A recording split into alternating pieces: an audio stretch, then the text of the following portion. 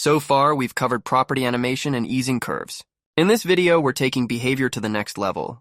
We briefly touched on behavior when we animated color changes in the first video, but now we're going to pair it with SpringAnimation to build something really interactive, a ball bouncing on a trampoline. You click, the ball moves, and the Spring physics handle the rest. Let's build it.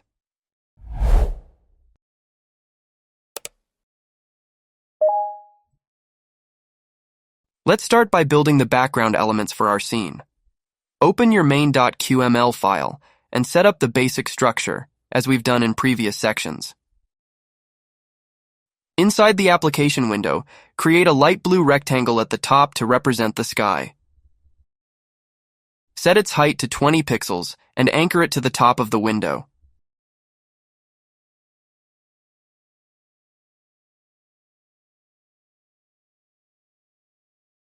Then, add another rectangle at the bottom with a green color, representing the trampoline. Anchor it to the bottom of the window.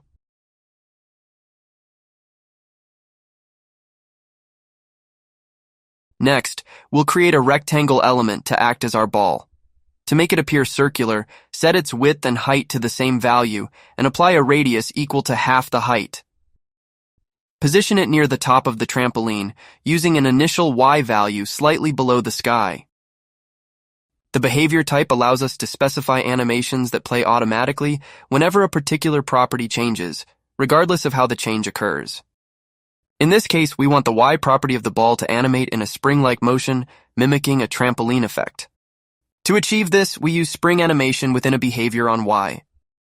The syntax for using behavior is behavior on property. SpringAnimation inherits from number animation, which itself is derived from property animation. This means SpringAnimation not only animates numeric properties, but does so with spring-like physics, creating an oscillating effect. The spring property controls the tension, while damping affects how quickly the oscillation fades. Lower values for damping make the animation bounce longer, while higher values settle it quickly. Now that the behavior is set up, we need a way to trigger the animation. Add a MouseArea to cover the entire application window. When clicked, it will change the Y value of ball, causing the behavior with SpringAnimation to animate the movement. In our code, when you click the window, it toggles the ball's position between the sky and trampoline. Thanks to behavior, the SpringAnimation automatically animates the Y movement each time the Y property changes. To guide the user, let's add a text element that displays instructions when the animation stops. Use the running property of SpringAnim to control the text visibility, showing it only when the animation has ended.